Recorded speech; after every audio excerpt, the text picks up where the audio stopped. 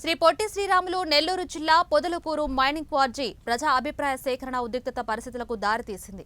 మండలంలోని చిట్టేపల్లి తిప్ప వద్ద గుట్టుచప్పుడు కాకుండా బయట వ్యక్తులను తీసుకొచ్చి ప్రజా అభిప్రాయ సేకరణ నిర్వహించారు. ఈ కార్యక్రమానికి Nellore RDO Malola, pollution control board EE Rajasekhar హాజరయ్యారు. తరుణంలో గ్రామస్తులు, టీడీపీ నాయకులు అక్కడికి చేరుకుని ఎవరికి చెప్పి ప్రజా అభిప్రాయ సేకరణ నిర్వహిస్తున్నారని అధికారులను నిలదీశారు. దీంతో అక్కడ ఉద్రిక్తత వాతావరణం నెలకొంది. కాగా ప్రజా అభిప్రాయ వాయిదా వేస్తున్నట్లు pollution control board EE Rajasekhar తెలిపారు. పొదలకూరు మండలంలోని అక్రమ మైనింగ్ కు ఆస్కారం లేదని పొదలకూరు మండల టీడీపీ అధ్యక్షుడు తలచిరు మస్తాన్ బాబు పేర్కొన్నారు. కార్యక్రమాన్ని పూర్తి చేసుకుని వస్తాడని అంత పెద్దగా నన్ను నమ్మారన్నంత అభిప్రాయంతో ఆయన ఉన్నాడు. పాపం ప్రజల అభిప్రాయం ఆయన పట్ల నేను అడుగుతున్న ఆ ఆర్డీఓ గారిని, నేను అడుగుతున్న ఆ రెవెన్యూ వ్యవస్థని, నేను అడుగుతున్న ఆ ప్రభుత్వ వ్యవస్థ, పర్యావరణ అనుమతులు ఇచ్చేటువంటి అధికారుల్ని, ప్రజల కోసం శ్రమపడండి అయ్యా. ప్రజాస్వామ్యంలో ప్రజల కష్టార్జితం జీతాలు తీసుకుంటున్న మీరు వీళ్ళందరికీ ఊడిగించేయాల్సిన అవసరం లేదు. చట్టబద్ధంగా వారికి నిజంగా అక్కడ మైనింగ్ చేసుకునే హక్కుంటే తీసుకుంటే అక్కడ ప్రజలను మెప్పించి ఆ ప్రజా అభిప్రాయం ఖచ్చితంగా ఆ ఊళ్ళలో జరపండి, ప్రజాస్వామ్యబద్ధంగా జరపండి.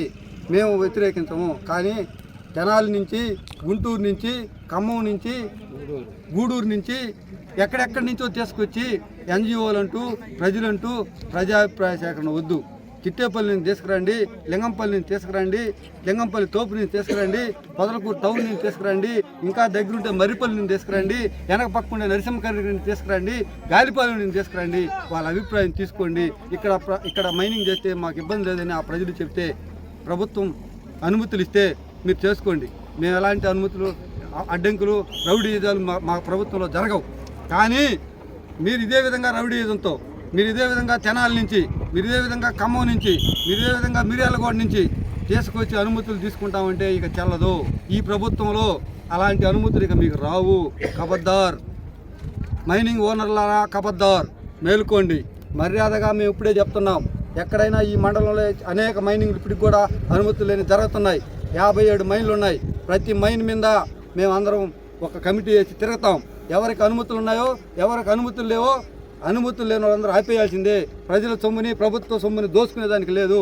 ఆ విధానం మా ప్రభుత్వం కానీ, మా పెద్దలు సోమిరెడ్డి చంద్రమోహన్ రెడ్డి కానీ ఒప్పుకోడు. ఈ జిల్లాలో మైనింగ్ కుంభకోణాన్ని బయటికి తీసుకొచ్చిన చరిత్ర మా నాయకుడు చంద్రమోహన్ రెడ్డికి ఉంది. ఈ జిల్లాలో దోపిడీ ఈరోజు ఎంక్వైరీలు వేయబోతున్నారు. ఈ ఎంక్వైరీలు అన్నిటికీ కారణం మా నాయకుడు చంద్రమోహన్ రెడ్డి. మేము సక్రమంగా ఉన్న వాళ్ళ జోలికి వెళ్ళాం. అక్రమంగా ఎవరైనా చేస్తుంటే ప్రభుత్వ సొమ్ము ప్రజల సొమ్ము దోచుకుంటే చూస్తూ ఊరుకుంటే ప్రసక్తే లేదు. నేను గత ప్రభుత్వంలో జరిగినటువంటి ఆగడాలు, గత ప్రభుత్వంలో దోపిడీ విధానాన్ని ఇంకనైనా స్వచ్ఛ చెప్పండి. ప్రభుత్వం మారింది. అడ్డగోలు అనుమతులు ఇక రావు. అనుమతులు ఉన్నవారు మాత్రమే మైనింగ్ చేసుకోవాలి. అనుమతులు లేని వారంతా మీరు మీ పార్టీకి మీరు సర్దుకోండి అని తెలియజేస్తున్నాం. అలా సర్దుకోకపోతే ప్రతి అనుమతి మీద, ఈ మండలంలో జరుగుతున్న మైనింగ్ మీద త్వరలో ఒక ఎంక్వైరీ చేస్తున్నాం. ఒక ఆర్డీఓ స్థాయో, ఒక కలెక్టర్ చేసి, జాయింట్ కలెక్టర్ అనుమతులతో ఒక అధికారిని వేసి ఎవరికి అనుమతులు ఉన్నాయి, ఎవరికి అనుమతులు లేవు, ఎవరు ఎంత గ్రావీలు గతంలో ధరలు ఇచ్చారో, ఇక్కడ ఇప్పుడు ఈ కొండల్లో పోయిన గ్రావీలంతా దీనికి బాధ్యులను కూడా చేసి వారి మీద కూడా తప్పకుండా కేసులు నమోదు చేసే విధంగా మేము డిమాండ్ చేస్తున్నాం. దోచుకున్న వారిని ఎవరిని వదిలిపెట్టే లోకల్ వ్యక్తులుగా ఇక్కడ ఉన్నటువంటి ప్రజలకు తెలియజేయటం పోవడం కాక, ప్రజాప్రతినిధులకు తెలియజేయటం పోవడం కాక, మీడియా మిత్రులైనటువంటి ప్రముఖ మీడియా మిత్రులు ఇక్కడ లోకల్లో ఉన్నటువంటి ప్రతి ఛానల్స్ కూడా మీరు అందరూ చెప్తున్నారు. కనీసం మీరు ఏదో వస్తుంటే హడావుడిగా వెళ్తుంటే ఏదో జరుగుతుంది, మీ వెనకాల మేము వచ్చాం, కానీ ఇక్కడ జరుగుతుంది అనేది మీకు కూడా తెలియదు. ఎంత మభ్యపెట్టి అధికారులు ఇలా చేయాలనుకున్నారు, రహస్యంగా చేయాలనుకున్నారో మీకు అందరికీ తెలిసిన విషయం.